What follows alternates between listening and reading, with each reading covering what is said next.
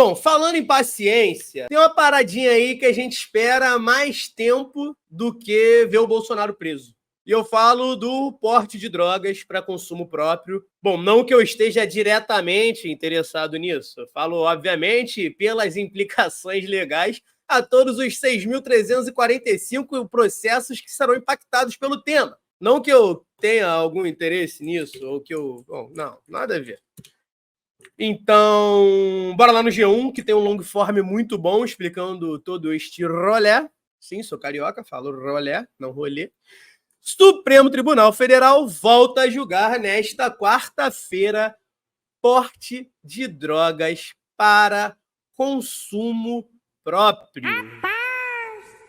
Gostando do vídeo? Então se inscreve no canal, ativa o sininho e se puder ajuda a gente fazendo o Pix, tá aqui na tela. Pode ser 2, 4, 10, 17 milhões, quanto você puder. Obrigada. Então vamos lá na reportagem de Fernanda Vivas. Supremo Tribunal Federal retoma nessa quarta-feira, dia 6, hoje, o julgamento de um recurso que discute se é crime uma pessoa portar drogas para consumo próprio. A decisão da corte terá impacto em pelo menos 6.345 processos, segundo dados do Conselho Nacional de Justiça. O julgamento começou em 2015 e até o momento foram apresentados 6 votos. Já há, desde agosto de 2023, maioria no sentido de que o tribunal precisa definir um critério que diferencie usuário de traficante. O único critério utilizado hoje é o critério policial, que é basicamente a cor de quem está sendo pego ali na hora, né? O placar está 5-1 e vale dizer, eu duvido vocês dizerem quem foi que votou contra. O único voto contra foi do Zanin, do advogado do Lula, do comunista maldito, que não poderia de forma alguma entrar no STF. Sim, o voto mais conservador até então foi do Zanin. O placar está em 5-1 quanto à discussão sobre se é crime o porte de maconha para consumo pessoal. São 5 votos para entender que não há delito nesta conduta. Há um voto que diverge desse entendimento. O caso volta à deliberação no plenário com o voto do ministro André Mendonça. Eu aposto tudo que vocês quiserem que ele vai votar contra também. E, inclusive, ele que havia pedido o vista no processo, né? Que aí dá mais tempo, então tá parado aí desde agosto. Mas 4 ministros também votam, se não houver novo pedido de vista. Você, André Mendonça, pedir vista de novo, meu irmão. Eu não sei o que... Salve, Guilherme Costa! Bora, maconhistas! Bora mesmo, meu parceiro. O que é que está em jogo? O tribunal vai decidir se é crime uma pessoa ter consigo drogas para seu próprio consumo. Além disso, deve fixar em relação a uma ou mais substâncias a quantidade considerada como de uso individual. A discussão não envolve o tráfico de drogas, conduta punida como crime que vai continuar sendo um delito com pena de 5 a 20 anos de prisão. O caso tem a chamada repercussão geral, ou seja, a decisão tomada pelo tribunal deverá ser aplicada pelas outras instâncias da justiça em processos com o mesmo tema. Isso vai ocorrer a partir de uma espécie de guia que será elaborado pelos ministros logo após a conclusão da deliberação.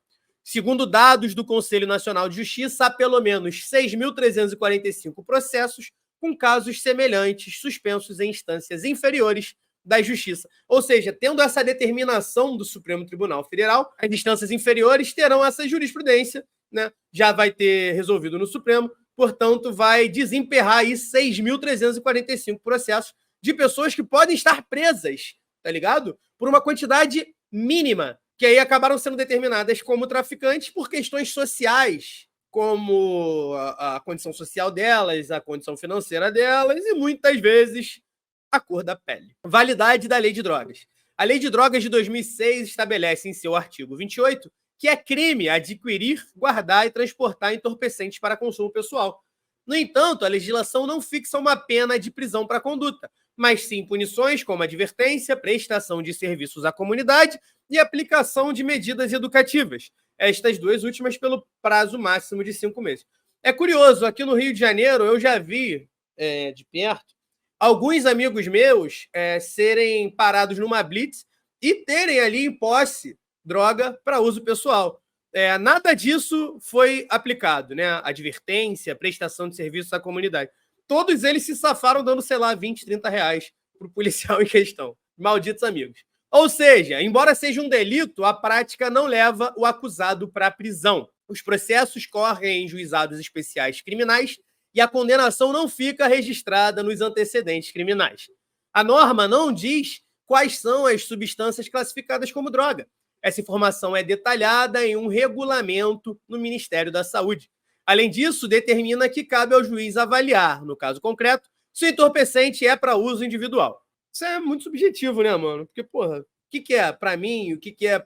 Pô, é muito difícil, mano. E aí, o pode ser adotado para estabelecer esse parâmetro é a quantidade, né? Se tu tá com muito, não é possível que seja só para você. A não ser que, pô, tu tá fazendo um estoque em casa. Esquisito, né? Para isso, o magistrado terá de levar em conta os seguintes requisitos: a natureza e a quantidade, o local e as circunstâncias sociais e pessoais da pessoa que portava o produto, além de suas condutas antecedentes.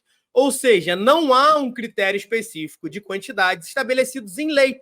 Com isso, a avaliação fica a cargo da Justiça. A lei de 2006 substituiu a regra que vigorava desde 76, na antiga lei de drogas. Carregar o produto para uso individual era crime punido com prisão, detenção de 6 meses a 2 anos e multa. Diferenças entre... Aqui é legal a nível informacional mesmo, né? Diferenças entre descriminalização, despenalização e legalização. Despenalizar significa substituir uma pena de prisão que restringe a liberdade por punições de outra natureza, como restrições de direito, por exemplo. Não é exatamente uma boa restringir a liberdade para restrição de direito. É ali no caso de pagar multa, de prestar serviço comunitário, essas coisas. Legalizar é estabelecer uma série de leis que permitam e regulamentem uma conduta. Estas normas organizam a atividade e estabelecem suas condições e restrições. Regras de produção e venda, por exemplo. Também define as punições para quem descumprir o que for definido. Na prática, é autorizar por meio de uma regra. Isso aqui cabe ao Congresso fazer, portanto. Já descriminalizar consiste em deixar de considerar uma ação como crime. Ou seja, em âmbito penal, a punição deixa de existir, mas ainda é possível aplicar sanções administrativas ou civis, como já é previsto na legislação. Critério de diferenciação. O Supremo não está discutindo despenalizar nem legalizar. O que está em debate é se o porte individual pode ser enquadrado como um crime e o critério para diferenciação dessa conduta em relação ao tráfico de drogas. No entendimento dos ministros, a despenalização já ocorreu e foi feita pelo Congresso Nacional, justamente quando substituiu a lei de 76 pela de 2006, a lei antidrogas. Isso aconteceu porque a nova redação passou a prever sanções que não envolvem mais prender o acusado, conforme explicou o presidente do STF, Barroso, em entrevista à Globo News em fevereiro. Então vamos ver ele falar sobre isso. Pô, o Lula tá falando pra caralho aqui no cantinho, mano. Como é que eu tiro o Lula daqui? Vou tacar o Barroso por cima e fé. A questão de drogas... É isso, viu? É isso que o Pacheco quer dizer com um poder engolindo o outro. É quando um vídeo do Barroso entra lá em cima do vídeo do Lula. A questão de drogas que está posta perante o Supremo não tem nada a ver com descriminalização. Uhum. O que o Congresso Nacional fez há muitos anos foi dizer que o usuário, a pessoa que tem porte de droga para consumo pessoal, não deve ser presa. O Congresso é que decidiu isso. A gente chama de despenalização. Ele pode ter que pagar a cesta básica, ele pode ter que fazer tratamento de saúde, mas ele não pode ser preso. O Congresso decidiu isso. Portanto, o porte para consumo pessoal não é mais punido com prisão. O tráfico é punido com prisão. Só que não há uma definição legal de qual quantidade de maconha em que você é consumidor, em que você é consumidor e que você é traficante. Então, quem... Valdo Cruz simplesmente interrompendo o presidente do STF. E aí, cara, a questão é, de 2006 para cá, mesmo que tenha sido despenalizado, o número de penalizações, de prisões, aumentou. Por quê? Por quê? Me responde por quê. Porque, irmão, o que vale é a palavra do policial, no final das contas, tá ligado? E aí, se o cara é preto, se o cara é pobre, muitas vezes ele vai ser tratado como traficante, não como usuário. E aí, independente da quantidade que ele tá com ele ali. Justamente porque não tem essa quantidade tipificada. E é isso que o Supremo está fazendo, principalmente no voto do Xandão. Vamos seguir. Quem toma essa decisão? É a polícia. Só que como é que a polícia toma essa decisão? Se for na zona sul do Rio de Janeiro, no Leblon, 50 gramas é consumo pessoal. Exato. Se for na periferia, 50 gramas é traficante. Então você... Não, 50 gramas é coisa pra caramba. Imagino que deva ser. Cria um clima de absoluta desigualdade e de discriminação entre ricos e pobres. Então, o que o Supremo está propondo fazer, eu propus lá atrás, e acho que esta é a tendência, não é despenalizar, porque o Congresso já fez, e não é descriminalizar. É dizer qual quantidade distingue o porte pessoal do tráfico, para que a polícia não faça essa escolha pelos critérios que são critérios que discriminam geralmente pessoas pobres e negras. É isso que nós estamos fazendo. Uma régua igual, né? A mesma régua. Claro. Então, ou vai ser 50, ou vai ser 20, ou vai ser 100. Mas vai ser uma regra que vale para todo mundo. Para todo mundo. Maravilhoso, Barroso. Também não há legalização, já que a elaboração de leis e regulamentos para uma atividade é uma atribuição do Poder Legislativo, como eu disse ali agora. O Supremo foi provocado a se manifestar a partir de um recurso que chegou à Corte em 2011. O caso envolve a prisão em flagrante de um homem que portava 3 gramas de maconha dentro do centro de detenção provisória de Diadema. A Defensoria Pública questionou a decisão da Justiça de São Paulo, que manteve o homem preso.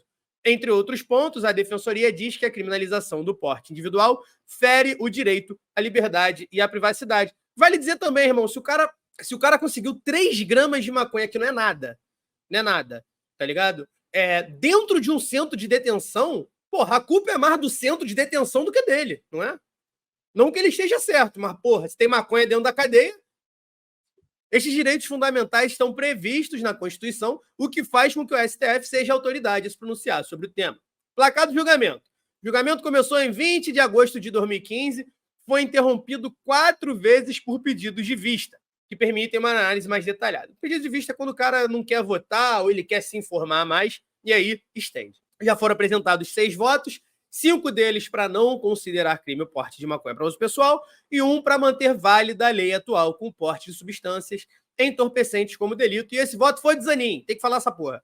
Os votos favoráveis à descriminalização têm em comum a liberação do porte de maconha para usuários, com propostas diferentes quanto à fixação dos critérios para a caracterização do uso pessoal. Aqui tem o voto de cada um e é basicamente isso aí. Eu não vou ler isso não, porque, porra, ali tem, em resumo, 8 horas de voto de cada juiz. Mas já dá para entender o fio da meada, né?